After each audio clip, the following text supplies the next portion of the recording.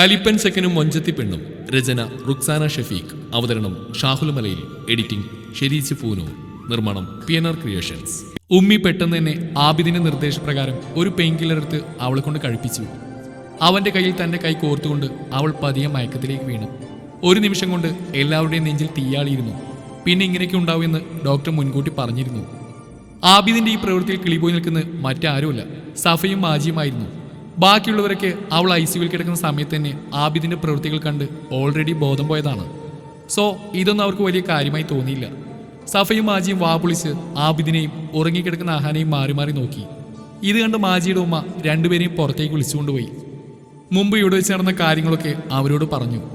എല്ലാം കേട്ട് എന്തു പറയണമെന്നറിയാതെ നിപ്പായിരുന്നു മാജിയും സഫയും. സഫയുടെ മുഖത്ത് ഇത്തിരി വാട്ടമുണ്ടായി. കാരണം താനും മനസ്സിൽ കൊണ്ടുവരുന്നല്ലേ ആബിദിനെ. പക്ഷേ സങ്കടം പുറത്തു കാണിക്കാതിരിക്കാൻ അവൾ ശ്രമിച്ചു. ഒന്നും ഇപ്പോൾ അവളോട് അവനോട് ചോദിക്കരുതെന്നും മാജിയുടെ ഉമ്മ അവരോട് പറഞ്ഞു. മാജിക്ക് ഇതിനെപ്പറ്റി വല്ലതും അറിയുമെന്ന് ചോദിച്ചപ്പോൾ അവൾ രണ്ട് കൈ മലർത്തി ഇല്ല എന്ന് പറഞ്ഞു. അന്ന് റിജാദ് കയ്യിലുള്ള കല്യാണക്കാര്യം പറഞ്ഞപ്പോഴേ എനിക്ക് അവളുടെ മുഖത്തൊരു വാട്ടം പോലെ തോന്നിയിരുന്നു. ചിലപ്പോൾ ഇതായിരിക്കുമോ അതിൻ്റെ കാരണം എന്ന് മാജി അവരോട് ചോദിച്ചു. എന്തായാലും അഹാനയ്ക്ക് ഇപ്പോൾ അധികം ടെൻഷനൊന്നും കൊടുക്കാൻ പാടില്ലെന്നാണ് ഡോക്ടർ പറഞ്ഞിട്ടുള്ളത്. മാത്രമല്ല അവൻ അവൻ്റെ മനസ്സിലുള്ള കാര്യം അവളോട് പറഞ്ഞോ എന്ന് നമുക്കറിയില്ലല്ലോ. അതുകൊണ്ട് ഇപ്പം ആരൊന്നും ചോദിക്കാൻ നിൽക്കണ്ട, വീട്ടിലെത്തട്ടെ ഉമ്മ അവളോട് പറഞ്ഞു. ആബിദിന്റെ കാര്യത്തിൽ മാജി ആകെ എക്സൈറ്റഡ് ആയിരുന്നു. കുറച്ച് സമയം കഴിഞ്ഞപ്പോഴേക്കും ഫാസിലയും അവളുടെ ഉമ്മയും ഹോസ്പിറ്റലിലേക്ക് വന്നു. റൂമിൽ കയറിയപ്പോൾ ബെഡിൽ കിടക്കുന്ന അഹാനയുടെ കൈകോർത്ത് അവളുടെ അരികെ ഇരിക്കുന്ന ആബിദിനെ കണ്ടതും അവളൊന്ന് ഞെട്ടി. ഇവരൊന്നായോ? എപ്പോ? ആത്മകഥം പറഞ്ഞത് ഇച്ചിരി ഉച്ചത്തിലായി പോയി. അതും മാജി കേൾക്കാൻ വന്നു. പെട്ടെന്ന് തന്നെ മാജി അവളെയും വലിച്ചുകൊണ്ട് പുറത്തേക്ക് പോയി. സത്യം പറഞ്ഞു, നിനക്ക് വല്ലതും അറിയായിരുന്നോ? അവളൊന്ന് പരിങ്ങിയാണേലും അഹാനയുടെ ആബിദിന്റെ ഇടയിൽ നടന്ന കാര്യങ്ങളൊക്കെ മാജിയോട് വിശദമായി പറഞ്ഞു കൊടുത്തു. മാജി, നീ വിചാരിക്കുന്ന പോലെയല്ല, രണ്ടുപേർക്കും പരസ്പരം അത്രയ്ക്കും ഇഷ്ടമാണെന്ന് എനിക്ക് അന്നേ മനസ്സിലായിരുന്നു. പക്ഷേ രണ്ടും തുറന്നു പറയാനുള്ള മനസ്സ് കാട്ടിയില്ല. കാണുമ്പോഴൊക്കെ കണ്ണുകൊണ്ട് സംസാരിക്കുന്നല്ലാതെ വേറൊന്നും പറയാൻ മാത്രം ഉണ്ടായിട്ടില്ലടി. ഒരു വഴിക്കെത്തിയിട്ട് നിന്നോട് പറയുന്നായിരുന്നു അവള് പറഞ്ഞ്. എവിടെ, രണ്ടും കണക്കാ. വാ തുറന്ന് വല്ലതും പറഞ്ഞാലല്ലേ ഒരു വഴിക്കെത്തുള്ളൂ. അല്ലടി, എന്നിട്ടിപ്പോൾ എന്തായി? നിന്റെ ആബിക അവളുടെ കൂടെ, അതും എല്ലാവരുടെയും മുന്നിൽ വെച്ച്? ഫാസി സംശയത്തോടെ മാജിയോട് ചോദിച്ചു. മാജി ഒരു ദീർഘനിശ്വാസം എടുത്തുകൊണ്ട് നടന്ന കാര്യങ്ങളൊക്കെ പറഞ്ഞു. എല്ലാം കേട്ട് കിളിപോയി നിപ്പായി ഫാസി. എടി, നിന്റെ ഈ ആളിപ്പോൾ മോശമില്ലല്ലോ. ഇത്രയും കാലം വാ തുറന്ന് അവളോട് വരെ ഒരു വാക്ക് പറയാതെ ഇപ്പം എല്ലാവരുടെയും മുമ്പിൽ വെച്ച് സ്നേഹം പൊട്ടി പ്രാന്തായി എന്നൊക്കെ പറഞ്ഞ ഹോ, അങ്ങേർക്ക് ഇത്രയും ഇഷ്ടമായിരുന്നു അവളെ. എന്തായാലും അവൾ ഇതറിഞ്ഞാൽ ഹാപ്പി ആയിരിക്കും. ഡി വേണ്ട, ഇപ്പം അവളോടൊന്നും പറയതെന്നാ ഉമ്മയും പറഞ്ഞിട്ടുള്ളത്. അവൾക്ക് ഈ സമയം ഓവർ ടെൻഷൻ സ്ട്രെസ് ഒന്നും എടുക്കാൻ പറ്റില്ല. സമയമാകുമ്പോൾ ഇക്ക തന്നെ അവളോട് പറയട്ടെ. എന്തായാലും ഞാൻ ഫുൾ ഹാപ്പിയാ. ഇക്കയുടെ മനസ്സിൽ ഇങ്ങനൊരു ഇഷ്ടം ഉണ്ടാകുന്ന ഞാൻ സ്വപ്നത്തിൽ പോലും കരുതിയില്ല. എന്തേലും പറയുമ്പോൾ കാണ്ടാമൃഗത്തിന്റെ സ്വഭാവം കൊണ്ടല്ലേ അടുത്തേക്ക് വരിക. രണ്ടുപേരും വാപ്പുത്തി ചിരിച്ചു. ഇന്നാണ് അവൾ ഹോസ്പിറ്റലിൽ നിന്ന് ഡിസ്ചാർജ് ആവുന്നത്. അതിനുവേണ്ട എല്ലാ കാര്യവും ആബിദ് തന്നെ മുൻകൈയെടുത്ത് ചെയ്തു. വീട്ടിലേക്ക് പോകാനായി ആബിദ് കാറെടുത്തു. അഹാനയും അവളുടെ അമ്മയും ആബിദിന്റെ ഉമ്മയും പുറകിലെ സീറ്റിലിരുന്നു.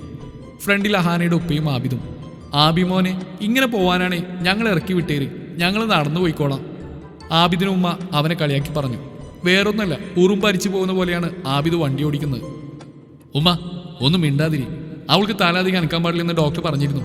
ഇങ്ങനെ പോയാൽ മതി, അതാ സേഫ്. ആബിദിന്റെ ഉത്തരം കേട്ടതും എല്ലാവരുടെയും മുഖത്ത് പുഞ്ചിരി വിരിഞ്ഞു.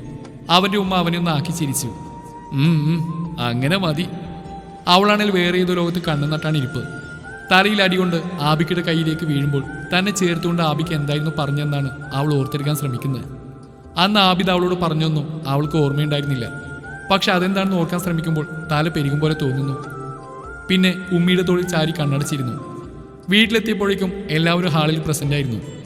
റിജാദ് ക ആബിക്കയുടെ കൂടെ കാറിൽ നിന്നും ഹോസ്പിറ്റലിൽ നിന്നും കൊണ്ടുവന്ന സാധനങ്ങളൊക്കെ വീട്ടിലേക്ക് എടുത്തു വെക്കാൻ സഹായിച്ചു. തലക്ക് വല്ലാത്ത ഭാരം തോന്നിയതുകൊണ്ട് പെട്ടെന്ന് തന്നെ റൂമിലേക്ക് പോയി കിടക്കാൻ തോന്നി. മമ്മ, എനിക്ക് നല്ല ക്ഷീണം, ഞാൻ പോയി കിടക്കട്ടെ.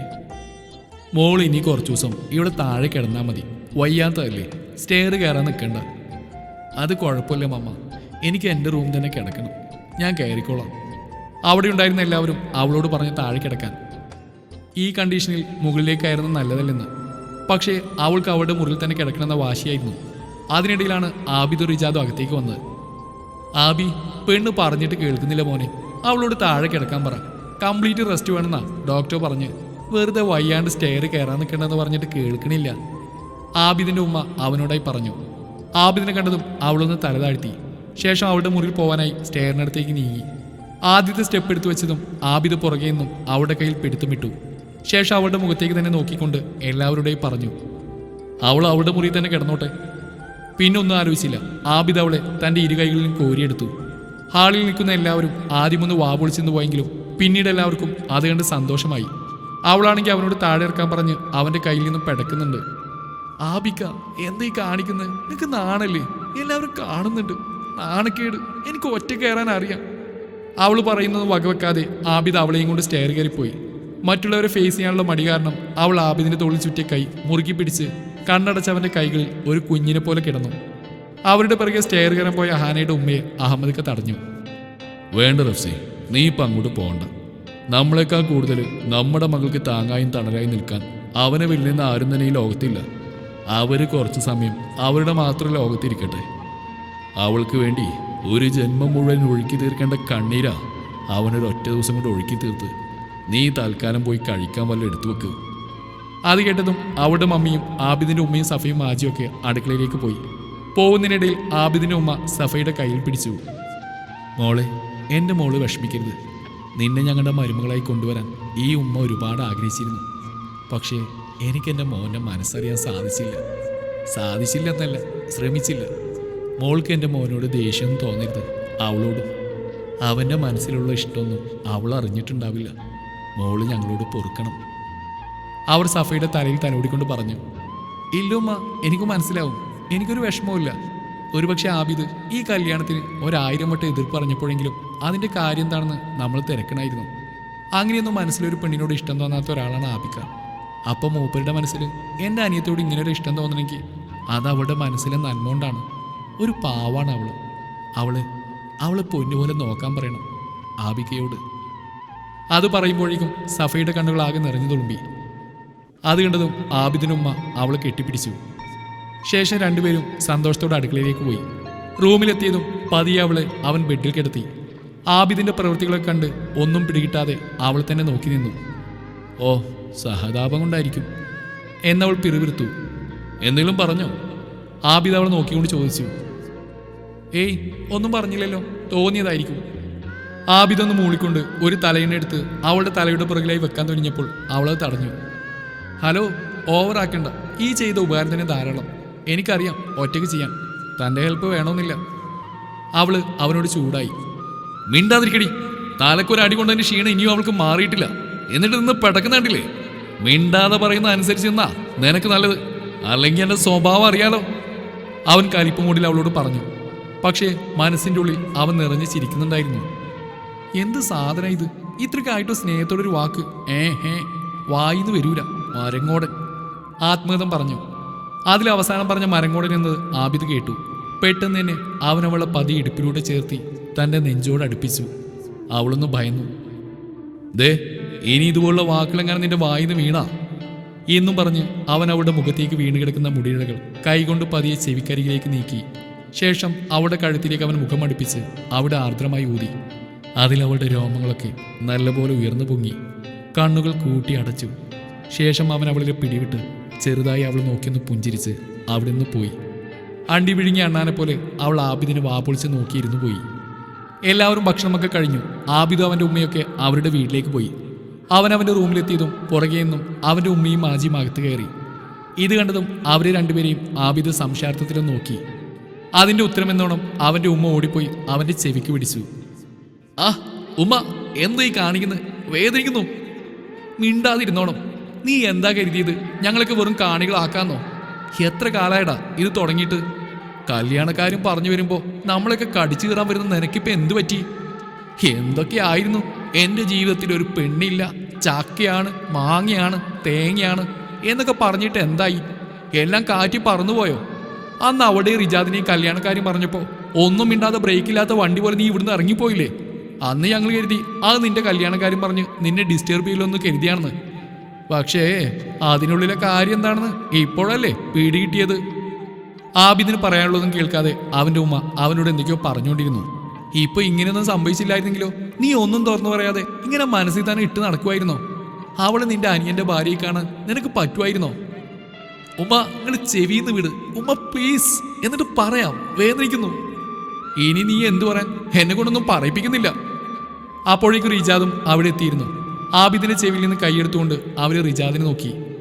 അവനെ കണ്ടതും ആബിദിനെന്തോ വല്ലാതെയായി.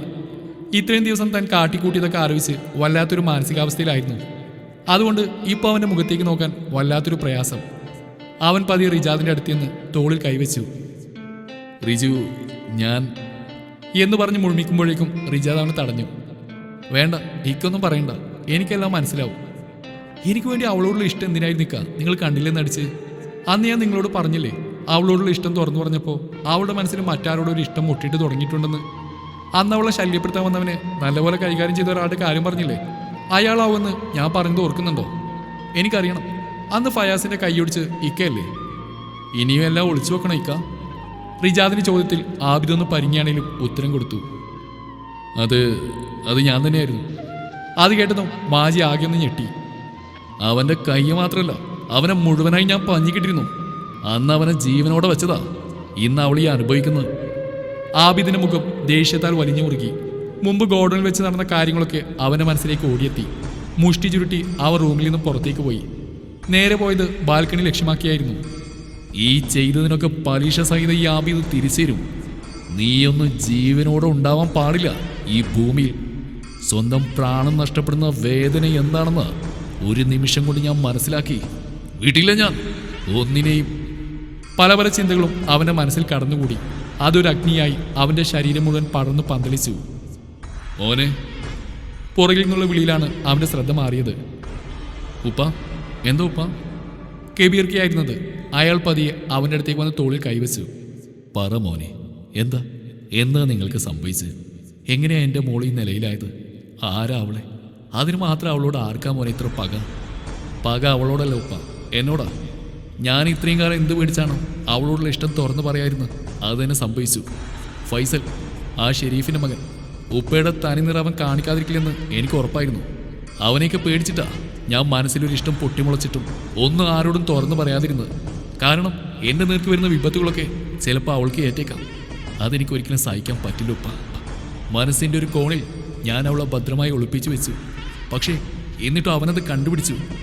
അതിനവനെ സഹായിച്ചത് മറ്റാരുമല്ല, ഉപ്പയുടെ സ്വന്തം പെങ്ങടെ മോൾ റഫ. അത് കേട്ടതും ഒന്നും മനസ്സിലാവാത്ത രീതിയിൽ അവൻ്റെ ഉപ്പ അവനെ നോക്കി. അതേ ഉപ്പ, അവൾ തന്നെ. എല്ലാറ്റിനും കാരണം അവൾ ഒരുത്തിയ. പിന്നെ ആഹാനെ കുറെ കാലമായിട്ട് ശല്യം ചെയ്യുന്ന ആ ഒരുത്തനില്ലേ ഫയാസ്, അവൻ ആ ഫൈസലിൻ്റെ ഉപ്പയുടെ അനുജൻ്റെ മകനാണ്. എല്ലാവരും ഒത്തുകൊണ്ട് പ്ലാൻ ചെയ്താ ഇത്. ആബിദ് സംഭവിച്ച എല്ലാ കാര്യങ്ങളും ഉപ്പയോട് വിശദമായി പറഞ്ഞു കൊടുത്തു. ഒന്നിനെയും ഞാൻ വെറുതെ വിടില്ല ഉപ്പ. ആദ്യം അവള്, ആ റഫ. ഞാൻ എന്താണെന്ന് അവൾക്ക് ഇനിയും മനസ്സിലായിട്ടില്ല. ഒരു നിമിഷം ഉപ്പയുടെ മുന്നിൽ വെച്ച് അതിരി കടന്ന് അവൻ്റെ ദേഷ്യം ആളി പുറത്തെത്തി. മുഷ്ടി ചുരുട്ടി ചുമരിൽ ആഞ്ഞടിച്ചു. അത് കണ്ടതും കബീർക്ക് അവൻ്റെ തോളിൽ കൈവച്ച് അവനെ സമാധാനിപ്പിച്ചു. ഒന്ന് കണ്ണടച്ച് തുറന്ന ശേഷം അവൻ എന്തോ മനസ്സിൽ കൂട്ടിക്കൊണ്ട് അവിടുന്ന് പുറത്തേക്ക് പോയി. പിന്നിൽ നിന്ന് അവൻ്റെ ഉപ്പ ഒരുപാട് വിളിച്ചിട്ടും അവൻ കേട്ടില്ല. നേരെ കാറിനടുത്തേക്ക് പോയി. കാറ് ഗേറ്റ് കടന്നു പോകുന്ന അവൻ്റെ ഉപ്പ മുകളിൽ നിന്ന് നോക്കി. ഒരു നിമിഷം അയാളുടെ മനസ്സിൽ വല്ലാത്തൊരു വേവലാതി ഉണ്ടായി. റബ്ബേ, എൻ്റെ മക്കളെ ഈ കാത്തുള്ളണേ, ഇനിയും ഞങ്ങളെ പരീക്ഷിക്കലേ റബ്ബേ. തുടരും ഈ കഥയുടെ ബാക്കി ഭാഗം നാളെ ഇതേ സമയം.